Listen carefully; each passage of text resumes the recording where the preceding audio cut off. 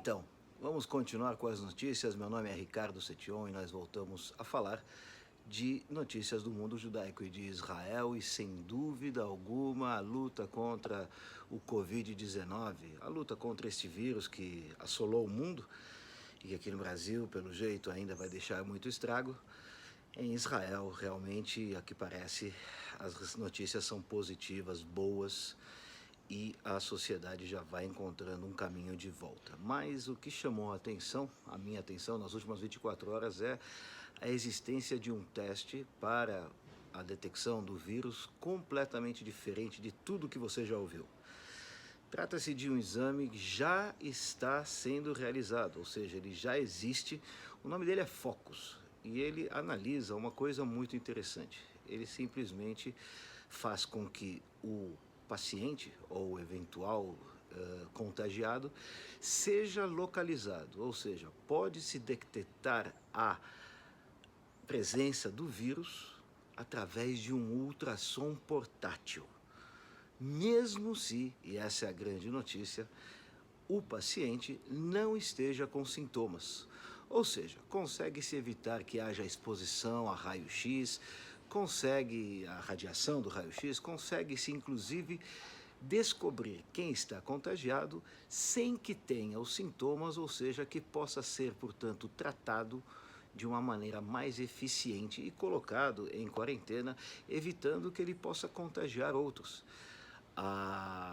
O sistema médico do Maccabi em Israel, é um sistema médico bastante popular, já está usando esse ultrassom chamado Focus e pretende aumentar o uso para todo o país, desta maneira conseguindo localizar estes que estão contagiados ainda antes de terem qualquer sintoma. Uma boa notícia este exame através do ultrassom. E é claro que o tema político da semana, além do juramento e concretização da criação do novo governo de Israel, 36 ministros, a presença de Benjamin Netanyahu pelo quinto governo, realmente é algo bastante interessante, mais de 14 anos como primeiro-ministro, mas o que se discute essa semana é a anexação por parte de Israel de territórios do Vale do Jordão. É uma sugestão dos Estados Unidos para o eventual plano de paz, o plano do século, mas causa muito problema, muita discussão, esta que seria uma eventual primeira posição política deste novo governo, anexar ou não esses territórios do Vale do Jordão. É claro que as repercussões são gigantes. Por exemplo, um dos partidos de direita de Israel, o Yemina, decidiu ficar de fora do governo também por causa dessa postura da dúvida se sim ou não anexar.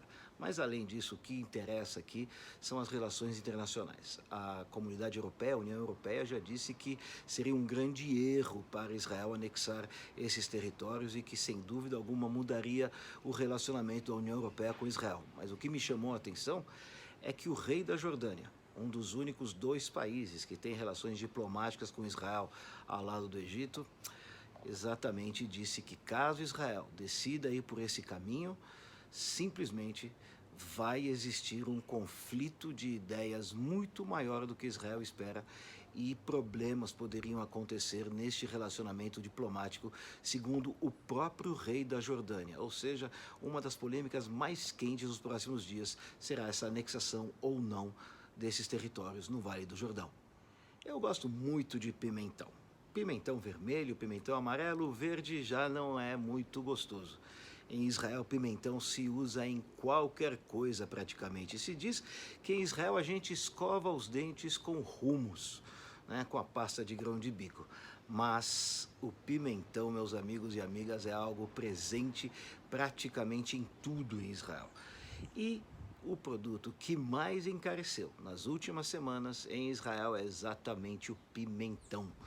O aumento foi muito forte, mais de 100%. O preço normalmente variando de 5 a 7 shekels, chegou agora a quase 20 shekels o quilo do pimentão. E o problema é, sem dúvida alguma, que a falta deste específico item gera muita tristeza nas cozinhas de Israel e principalmente o fato de que não vai haver importação da Europa, porque, como Israel, a Europa também sofreu com um clima muito frio e isso afetou a colheita do pimentão. Então, um minuto de silêncio para a pouca disponibilidade do pimentão em Israel. Você que tinha a vontade ou o plano de viajar para Israel vai ter que esperar mais um pouquinho. O aeroporto de Tel Aviv, o aeroporto de Ben Gurion em Israel, sem dúvida um dos mais movimentados do mundo, um aeroporto que é um dos 3 mais movimentados per capita, está praticamente deserto. Claro que agora a tentativa de voltar ao normal, e o interessante é que não será mais o aeroporto de Ben Gurion que você conhece. Mudou completamente tudo e vai ficar ainda pior. Para começar, simplesmente ninguém entra se não tiver ao menos 4 horas chegado ao aeroporto antes de seu voo. Assim mesmo, 4 horas obrigatórias antes do voo. Mais informações importantes é de que, por exemplo, ninguém vai poder acompanhar o passageiro, somente quem tem a passagem e está com o nome na passagem poderá entrar no aeroporto. Câmeras de verificação de temperatura estão espalhadas por todo o espaço do aeroporto. Também 3 robôs que estão fazendo uma limpeza contínua durante todo o período de abertura do aeroporto estarão presentes e também dando informações. Captação de imagem de pessoas sem máscara. Será proibida completa e totalmente a entrada de qualquer um no aeroporto de Ben Gurion sem máscara. E, é claro, além de tudo, é importante dizer de que todas as pessoas que vão viajar devem passar por esses medidores de temperatura e, inclusive, vão passar, caso haja suspeita, em um laboratório que está sendo criado dentro do aeroporto. Um país extremamente moderno que está fazendo todos os cuidados possíveis e imagináveis para os seus viajantes. Aliás, o primeiro acordo de transporte, de turismo e negócios está sendo feito com a Geórgia. Esse ex-país da República Socialista Soviética está assinando um acordo para permitir voos diretos e um corredor entre esses 2 países. E a Grécia e o Chipre serão os primeiros países que irão ter voos contínuos de Israel a partir da próxima semana. Exatamente há 32 anos atrás, eu entrava no exército de Israel. Como soldado simples, o caminho para me tornar paraquedista era, sem dúvida alguma, muito árduo. Mas menos de um mês depois de entrar no exército, já estávamos no Líbano. Era o ano de 1982 e volta às notícias em Israel um grande debate.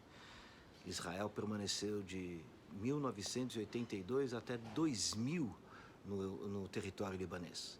Inclusive, muita gente chama esta guerra de Vietnã de Israel. Aliás, esse é um termo importante. Muitos consideram Israel, inclusive o Ministério da Segurança de Israel, de que esta não foi uma guerra somente durante os primeiros 8 meses e depois foi uma permanência. E isso, como eu já disse, causa polêmica e discussão, e 3 ex-oficiais que serviram no Líbano, como eu durante anos, decidiram ir atrás de uma informação muito importante: o número de mortos de soldados israelenses que perderam a vida, portanto, neste período. Acontece que o número oficial em Israel é de 685 soldados mortos, mas há informações que confirmam também um número maior. Além do que, há outros 414 soldados israelenses que perderam a vida entre o período de 1983 e 2000, quando Israel saiu do Líbano. Então, agora está em ação, junto com vários órgãos, uma busca cruel, difícil.